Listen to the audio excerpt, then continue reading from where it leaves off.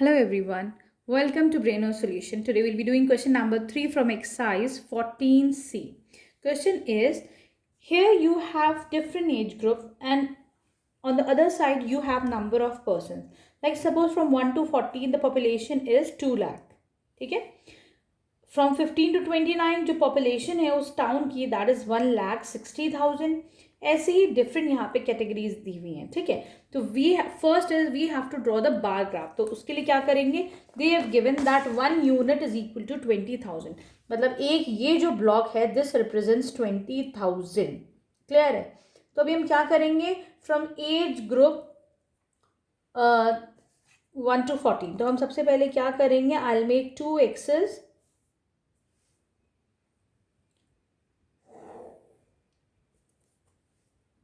This is your y-axis, right? And this is your x-axis. ये जो horizontal होती है that is x-axis, जो vertical होती है that is your y-axis, right? Then you have your 0, 0 coordinate here. This is x-axis and this is your y-axis. हम क्या करेंगे, यहाँ पे अपना age group यहाँ पे show करते हैं. तो this is your age group. अगर आप चाहें तो you can do the opposite also. यहाँ पे एज ग्रुप कर सकते हो, यहाँ पे नंबर ऑफ पर्सन, पर मैं यहाँ पे नंबर ऑफ पर्सन कर देती हूँ. ठीक है, यहाँ पे क्या करना है, they are saying 1 to 14 number of person are 2 lakh. 2 lakh का मतलब क्या हुआ, अगर एक यूनिट 20,000 रिप्रेजेंट कर रहा है तो हमने हमेशा what we have done here is जो टोटल नंबर है we have divided that by the number this block has represented. ठीक है, तो हम हमेशा 2 लाख डिवाइडेड बाय 20,000 करते थे, जो आंसर आता था उतने यूनिट करते थे, right. But here what is the difference is यहाँ पे यूनिट डिफरेंट है. देख रहे हैं, यहाँ पे we have in lakhs and here we have in thousand. तो हम क्या करेंगे, 2 लाख का मतलब कितने थाउजेंड्स होता है, 1 लाख में 100,000 होते हैं. ठीक है, तो 2 lakhs में कितने हो जाएंगे, 2 into 100 दैट मीन्स 200,000. क्लियर है, क्या करा मैंने, 1 लाख में 100,000 होते हैं तो यहाँ पे 2 है तो मैंने 2 into 100 कर दिया. सो this is 200,000. Clear, divided by 20,000. अब यूनिट सेम हो गए, 1000 से 1000 कैंसिल आउट हो जाएगा, 0 से 0 आया 10. दैट मीन्स फ्रॉम 1 to 14 तो मैं क्या करूँगी, ये वाला बार ले लूँगी 1 to 14. 1 to 14 ये कहाँ तक आएगा, दिस इज योर 1 2 3 4 5 6 7 8 9 10. ठीक है, 10 तक आए हम. इधर पॉइंट करिए आप एंड ड्रॉ बार.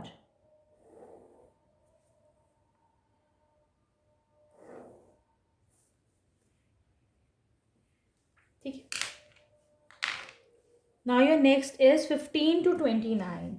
ये जो एज ग्रुप है 15 से 29, इट हैज़ 1,60,000 पीपल. तो हम इसको कैसे लिख सकते हैं, 1 लाख का मतलब क्या होता है, 100,000 प्लस 60,000, तो टोटल हो गया 160,000. ठीक है, फिर हम इसे डिवाइड कर देंगे बाय 20,000. क्लियर है, क्यों करा हमने डिवाइड 20,000 से, क्योंकि एक ब्लॉक रिप्रेजेंट्स 20,000 इसलिए हमने इसे डिवाइड करा है. 2 8s are 16. तो यहाँ पर we'll go till 8th block.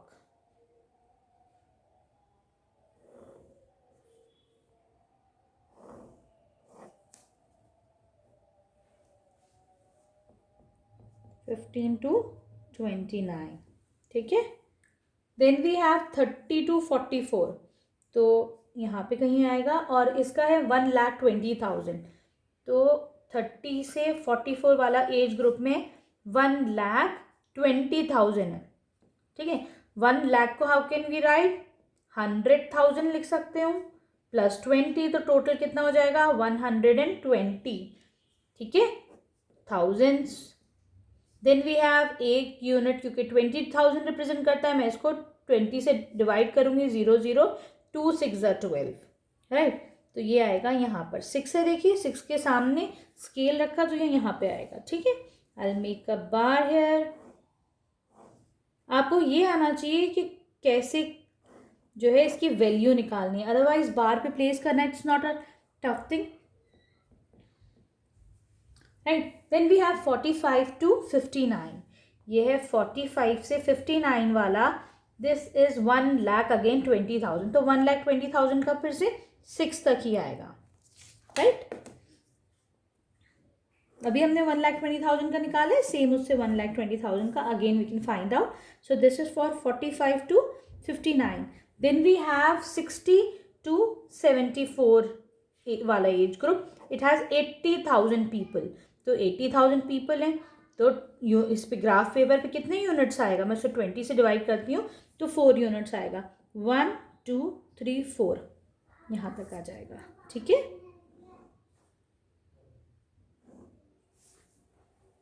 This is for 60 to 74. Right. Then we have 75 and above. तो 75 and above कितना आ रहा है? This is 40,000. हम क्या करेंगे? Again I'll divide it by 20,000. 1,000 से 1,000. This is 2. तो यहाँ पर हमारा ग्राफ कितना छोटा सा आ गया. आप ये देख रहे हैं comparison is so easy. Right. कितना इजी हो रहा है कंपेयर करना. कहाँ ज़्यादा है कहाँ कम है कि नहीं. Now the question is a part. Which age group has maximum number of person. देखिए बार सबसे हाई किसका है? इसका है ना. That means age group first का आंसर हो जाएगा 1 to 14 है ना. यहाँ पर the population is the highest. Right. Then they are saying B is which two age group have the same population. तो देखिए बार ग्राफ कहाँ पे सेम है? ये वाला एज ग्रुप. तो बी का आंसर हो जाएगा 30 to 44 and 45 to 49. They have the same 59. They have the same number of population, right? Then we have C is how many senior citizens 60 years and above are there in the town. Senior citizen क्या होते हैं? 60 above. तो 60 above में एक तो ये वाला बार जाएगा और एक ये वाला जाएगा. दोनों आएंगे ना 60 above में. ऐसा तो नहीं होगा खाली ये वाला जाएगा. 75 above जो होंगे वो भी तो 60 above होते हैं. तो हम क्या करेंगे? दोनों की पॉपुलेशन ऐड कर देंगे. We'll add. अच्छा this is the C part. We'll have 80,000 plus 40,000. तो ये आ जाएगा 120,000. क्लियर है. और 1,20,000. I hope it's fine. Now we'll be doing the D part. Which age group has the least number of population. सबसे छोटा graph किसका है? ये वाला है. तो डी का आंसर हो जाएगा 75 and above have the least population. Clear. Now we'll be doing question number 4.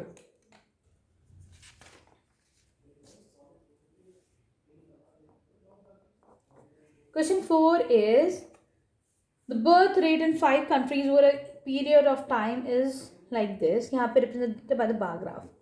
हम क्या करेंगे? अपना birth rate 5 over a period of time. birth rate यहाँ पे लिखते हैं हम लोग. ठीक है.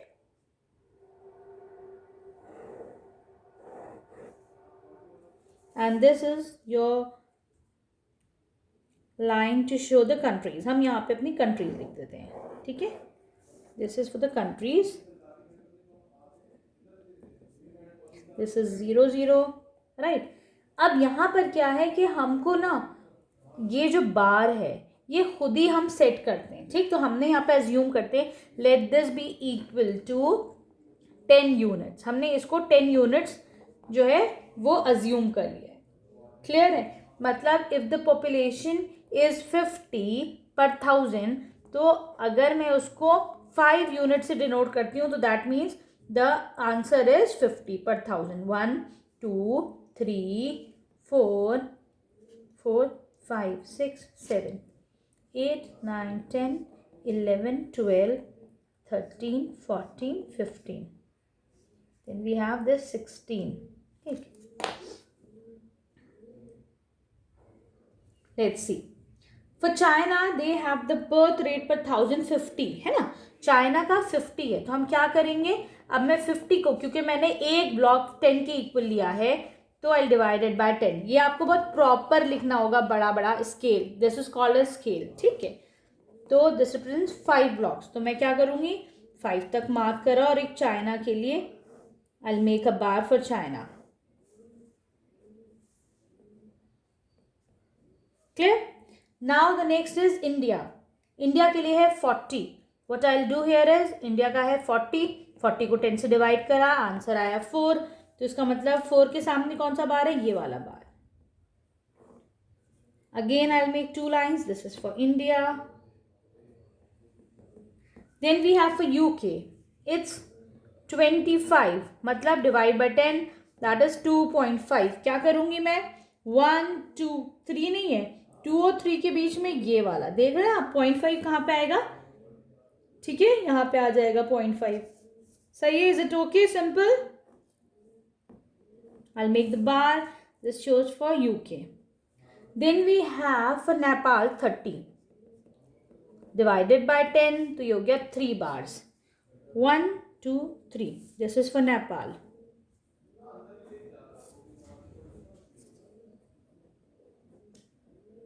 Right? Then we have Singapore 158. 158 divided by 10, so this is 15.8. अब कैसे करेंगे हम? Let's start counting. 15 यहाँ पर है, 16 यहाँ है, लेकिन 15.8 है, मतलब 5, 6, 7, 8. जो छोटी वाली लाइन्स है ना, उसको आप काउंट करिए. ये 8 तक आया. ठीक है,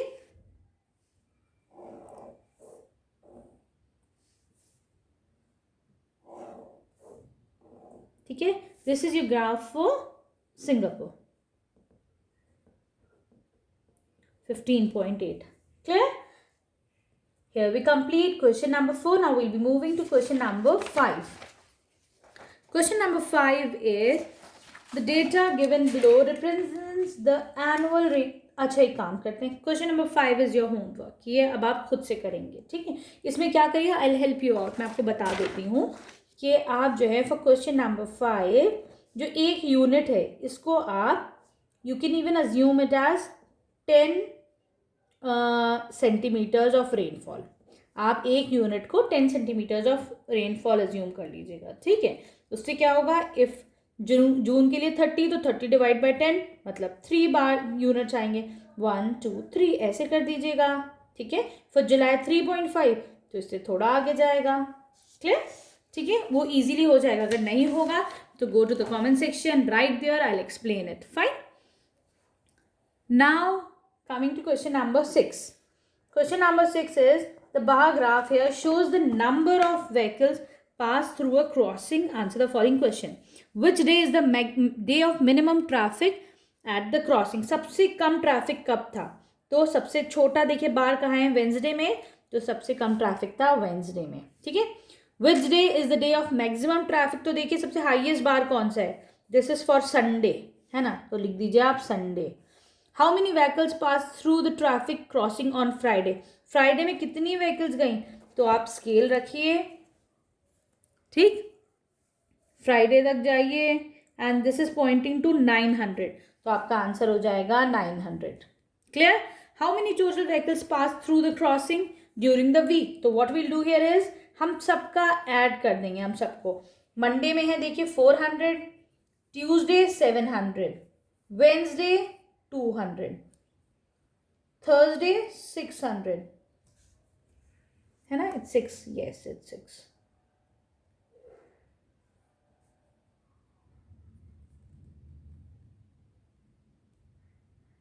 Then on Thursday 600 एक्चुअली नहीं है.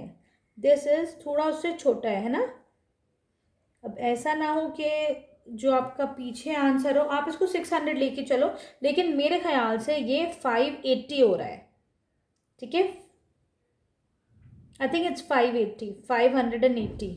आप इसको 6 मत लीजिए, आप इसको लीजिए 580 फॉर थर्सडे. राइट.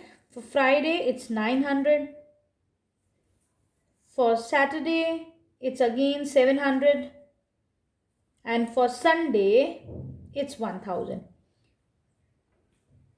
आप एक काम कर लीजिए, अगर पीछे ये मुझे ग्राफ का मुझे ये हो रहा है क्योंकि मैं अगर स्केल रखती हूँ तो आप इसको चलिए 600 ही लेके चलिए, क्योंकि सारे जो हैं वैसे नंबर्स हैं 400 से, आप इसको 600 लेके चलिए. ठीक है.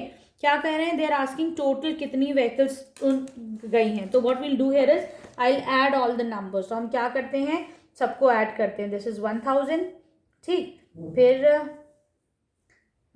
ये हो जाएगा 2000. Then we have 7 to the 14, 16 plus 9 this is 25 और 2 तो 4500। सबको ऐड करा हमने तो आंसर आ रहा है 4500। आंसर कितना आ रहा है सबको ऐड करके 4500, ठीक है। This is your question number 7। What information is depicted from the bar graph? क्या ये आपको बार ग्राफ बता रहा है? तो this is actually showing number of matches and number of goals पर मैचेस। ये आपको बता रहा है the information about number of goals पर मैच पर नंबर ऑफ मैचेस, ठीक है। नंबर ऑफ गोल्स बता रहा है ये आपको। Scored by a football team, एक फुटबॉल टीम है, उसने कितने गोल्स करे हैं, ठीक है, ये आपको वो बता रहा है, ठीक है। व्हाट इन्फॉर्मेशन ये हो गया है। हाउ मेनी मैचेस वो प्लेड इन ऑल, कितने मैचेस खेले गए थे। तो इन ऑल यहाँ पे जो क्वेश्चन है for the A part, what information is depicted, तो आप लिख दोगे number of goals scored by the football team, ये इन्फॉर्मेशन गिवन, ठीक है। हाउ मैनी मैचेस वो प्लेड इन ऑल, कितने मैचेस हुए थे। तो देखिए पहले तो 4 मैचेस हुए यहाँ पर, है ना, ये गोल्स गिवन है। फिर यहाँ पे 8 मैचेस हुए हैं। देन इसको देखते हैं तो दिस इज 5। यहाँ पर 12 मैचेस हुए हैं, देख रहे हैं आप, ये 12 तक आ रहा है। Then we have 8 matches, then we have 6 matches, ठीक है। तो हम क्या करेंगे, इन सबको ऐड कर देंगे। 12 + 4 8, इन सबको जब हम ऐड करते हैं तो हमारा आंसर कितना आ जाएगा, दिस इज 10। 6 और 4 को करा तो 8 10 हो गया, ये हो गया 16 एंड दिस इज 5। तो ये हो जाएगा 8 + 5 इज 13, 1 2 3 4 43। तो इन टोटल 43 मैचेस हुए थे, ठीक है। फिर सी है हाउ मेनी मैचेस नो गोल वो स्कोर्ड, कितने मैचेस हुए जिसमें एक भी गोल नहीं है। तो देखिए यहाँ पे 0 है, तो वो मैचेस 4 थे। 4 मैचेस ऐसे थे जिसमें 0 गोल हुआ, कोई गोल ही नहीं हुआ। इन हाउ मेनी मैचेस वो 3 गोल्स स्कोर्ड, कितने मैचेस थे जिसमें 3 गोल हुआ। तो देखिए 3 गोल के से हम ऊपर जाएंगे तो this indicates 12, right? So the answer of the D part is 12. Then we have your 8th question. This is actually an answer percentage of marks secured by Kavita in half year. एक girl है कविता, उसके ये marks हैं। English में उसके आए 80 marks. Then in Hindi she scored 60. In math she scored 90. Science she scored 50. And SST she scored 20 marks. ठीक है। Now the question is name the subject in which Kavita has got the best percentage.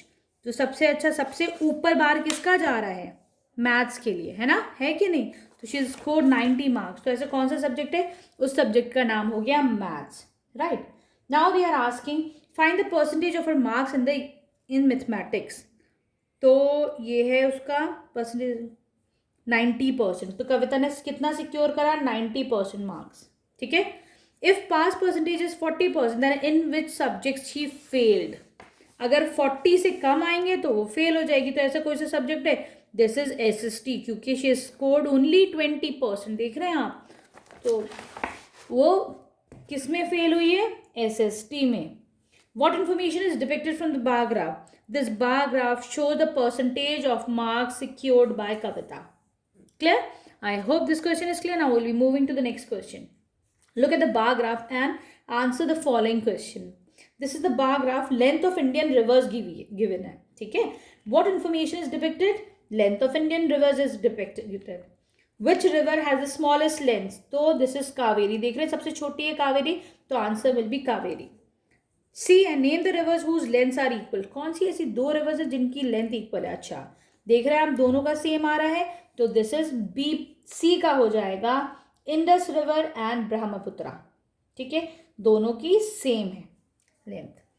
D arrange reverse in descending order of their length, उनकी length कम करते हुए आप इनको arrange करिए। तो जैसे गिवन है नाम, पहले इंडस ब्रह्मपुत्रा सेम है, दोनों का नाम लिख दिए। फिर ये देखिए डिसेंड ही हो रहा है, देन गंगा, गोदावरी, नर्मदा, महानदी, देन कावेरी। तो देखिए कम हो रहा है ग्राफ, तो ये उसी ऑर्डर में गिवन है, यही ऑर्डर लिखिए आप, right. Find the ratio of length of Ganga and Narmada. Ganga and Narmada, Ganga की लेंथ है 2500 और नर्मदा की लेंथ है 1000, है ना। तो इनका रेशियो कितना हो जाएगा, मैं दोनों को डिवाइड करती हूँ। अब बचा 25/10, 5 5 is 25, 5 2 is 10, तो their ratio is 5:2. Clear? I hope this chapter is clear. Now we'll be moving to the next chapter. Thank you.